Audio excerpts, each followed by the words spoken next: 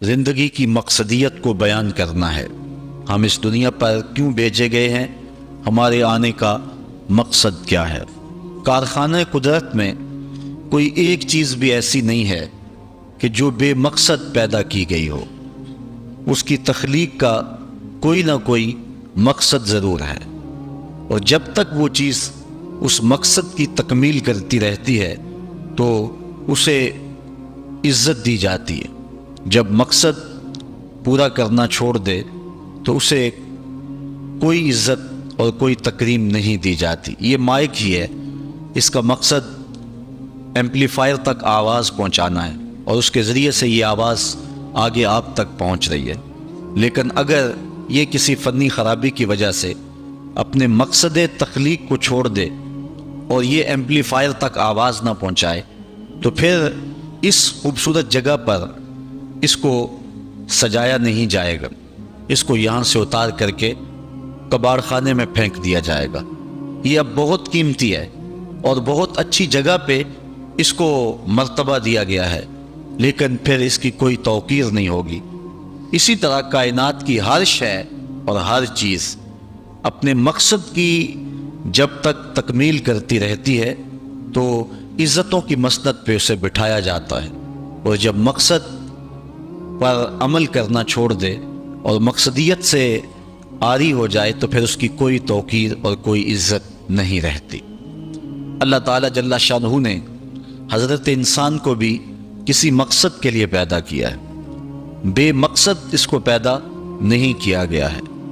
اس کائنات کے اندر چھوٹے چھوٹے جانور بھی بے مقصد پیدا نہیں کیے گئے، انسان تو مقصود ہے کائنات کا۔ یہ کیچوا جس سے مچھلی ہم پکڑتے ہیں، یہ سمجھتے ہیں کہ یہ فضول سی چیز ہے، لیکن جن کھیتوں میں کیچوا پایا جاتا ہے ذمہ داروں سے پوچھیں کہ وہاں زرخیزی بڑھ جاتی۔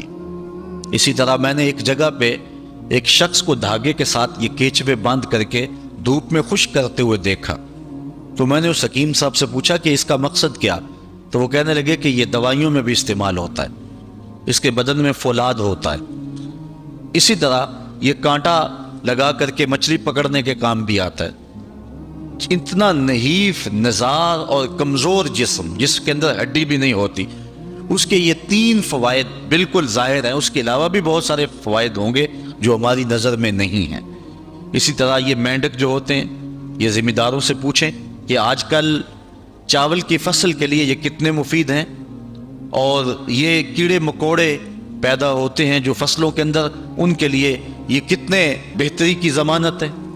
تو ہم وہ چیزیں جن کے فوائد ہماری نظر میں نہیں ہیں، لیکن وہ بھی چیزیں فوائد سے خالی نہیں ہیں۔ تو جب یہ کیڑے مکوڑے، یہ حشرات الارض، یہ مینڈک اور کیچوے، یہ بھی بے مقصد پیدا نہیں کیے گئے، تو جس کے گرد پوری کائنات کا چرخ گھومتا ہے اور جس کے لیے پوری کائنات کو تخلیق کیا گیا ہے، وہ انسان کیا بے مقصد پیدا کر دیا گیا ہے؟ اس کی تخلیق کا کوئی مقصد نہیں ہے؟ یقیناً اس کی تخلیق کا کوئی مقصد ضرور ہے، اس کی تخلیق کا کوئی مدعا ضرور ہے۔ اللہ تعالیٰ جل شانہ نے اس مقصد کو، اس مدعا کو قرآن مجید میں بیان فرمایا، ارشاد کیا وَمَا خَلَقْتُ الْجِنَّ وَالْإِنسَ إِلَّا لِيَعْبُدُونَ۔ ہم نے جن و انس کو اس لیے پیدا کیا ہے کہ وہ میری عبادت کریں۔ انسان کی تخلیق کا مقصد اور مدعا اللہ تعالیٰ جل شانہ کی عبادت کرنا ہے۔ اللہ تعالیٰ جل شانہ کی عبادت اس لیے نہیں کہ اس کو بندوں کی عبادت کی ضرورت ہے، اسے کوئی غرض ہے۔ بندوں کو تخلیق اس نے اس لیے کیا ہے کہ وہ مجھے پوجیں گے اور میری عبادت کریں گے تو کوئی مجھے فائدہ ہوگا۔ اللہ تعالیٰ جل شانہ ایسی کسی غرض سے پاک ہے۔ خود ارشاد فرمایا ما ارید منہم من رزق وما ارید ان یطعمون، نہ تو میں اس سے کوئی رزق چاہتا ہوں اور نہ یہ چاہتا ہوں کہ وہ مجھے کھلائیں، چونکہ وہ کھانے سے بھی پاک ہے اور اسے رزق کی بھی ضرورت نہیں ہے، بلکہ ان اللہ هو الرزاق ذو القوۃ المتین، اس کی شان یہ ہے کہ وہ خود رزاق ہے، وہ پوری دنیا کو دینے والا ہے اور وہ قوتوں کا مالک ہے، وہ رب جو خود قوتوں کا مالک ہے، جو متین ہے، ذو قوہ ہے اور رزاق ہے، اس کو غرض کوئی نہیں ہے، تو پھر بندوں کو حکم کیوں دیا گیا کہ وہ اس کی عبادت کریں؟ اصل بندے کے لیے کمال یہ ہے کہ وہ بندگی میں رہے، اور اس سے اس کے اخلاق رذیلہ ختم ہوں گے اور اس میں اخلاق حسنہ پیدا ہوں گے۔ اس لیے اس کو عبادت کا حکم دیا گیا تاکہ وہ اپنی زندگی کا جمال پا سکے۔ اگر وہ پوجا نہیں کرے گا، اللہ کی پرستش نہیں کرے گا، تو اللہ تعالیٰ جل شانہ کو کوئی فرق نہیں پڑتا۔ کائنات کی کوئی چیز نہیں ہے جو طوعاً اور کرہن اس کے حضور سجدہ ریز نہیں ہے، اس کی تسبیح نہیں بولتی۔ علماء نے لکھا کہ تمام درخت جو تم دیکھ رہے ہو یہ حالت قیام میں ہیں اور اللہ کی تسبیح بول رہے ہیں، اور درخت جب تک تسبیح بولتا رہتا ہے اپنے تنے پہ کھڑا رہتا ہے، اور جب تسبیح بولنا چھوڑ دیتا ہے تو کاٹ دیا جاتا ہے۔ جو درخت کاٹ دیا جائے سمجھ لو کہ اب تسبیح کا عمل اس سے موقوف ہو گیا تھا، اب اس کو کاٹ دیا گیا۔ تو سارے درخت حالت قیام میں ہیں، چوپائے حالت رکوع میں ہیں، مینڈک حالت تشہد میں ہیں، اور حشرات الارض کیڑے مکوڑے یہ حالت سجدہ میں ہیں۔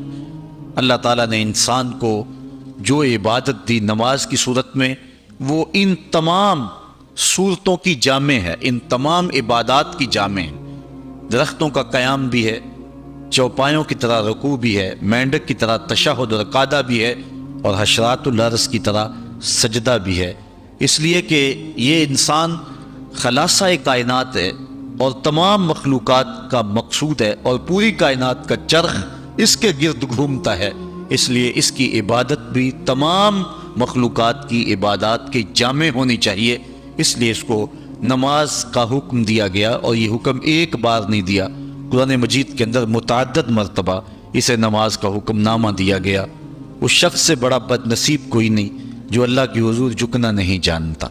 صبح سے لے کر شام تک کس کس کو سیلوٹ کرتے ہیں، روٹی کے چند ٹکڑے اور نوالے کمانے کے لیے کس کس سے ہنس ہنس کے بولنا پڑتا ہے، اور کس کس کے سامنے جو ہے وہ حاضر ہونا پڑتا ہے۔ ایک اللہ کے حضور نہیں جھکا جاتا جو کہ رازق ہے اور حقیقی مالک ہے۔ اللہ تعالیٰ جل شانہ نے قرآن مجید میں ایک مقام پہ ارشاد فرمایا، یا ایھا الناس اعبدوا ربکم الذی خلقکم، اے لوگو اللہ کی عبادت کرو۔ کیوں؟ ربکم، وہ تمہارا رب ہے۔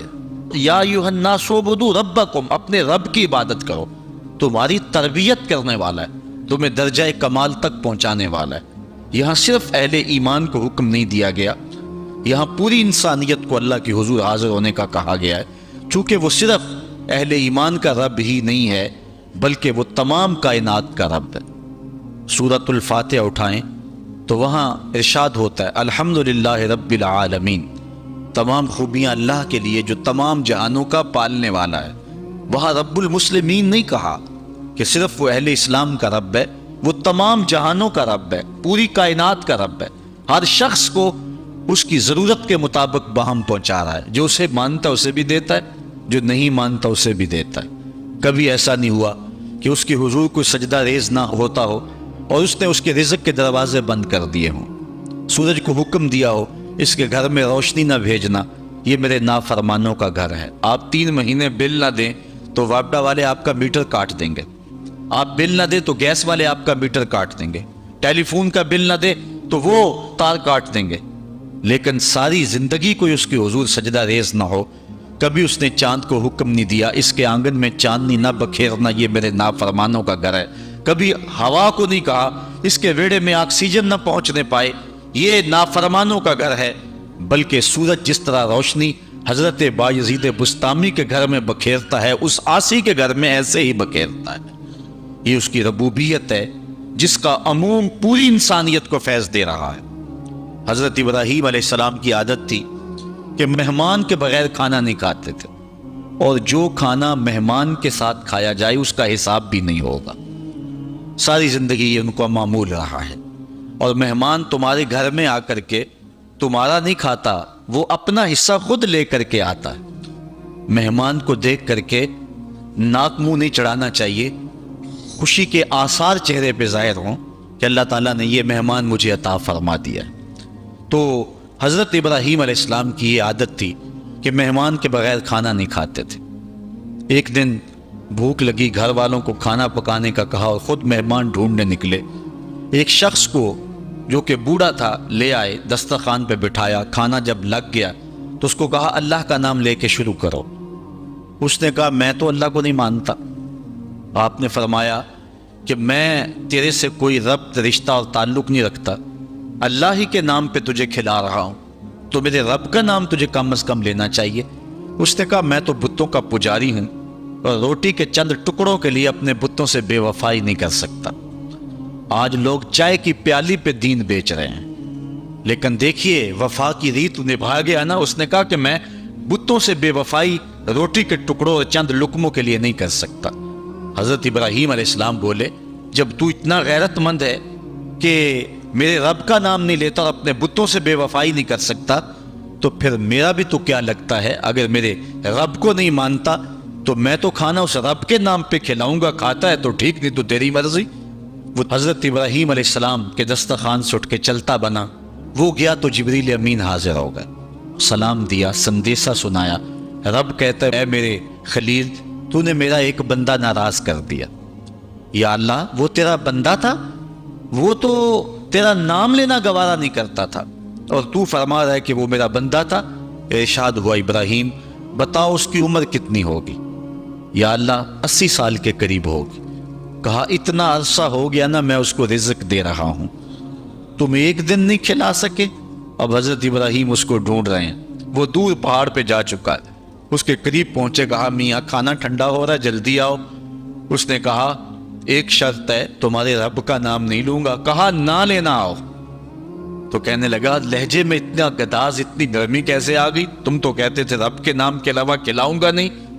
کہا کہ اسی رب کا ہی تو پیغام آیا ہے کہ میں بھی اس کو دے رہا ہوں۔ اس نے کہا اگر تیرا رب اتنا اچھا ہے تو کھانا بعد میں کھائیں گے، پہلے اس کا غلام بنا لے مجھ کو۔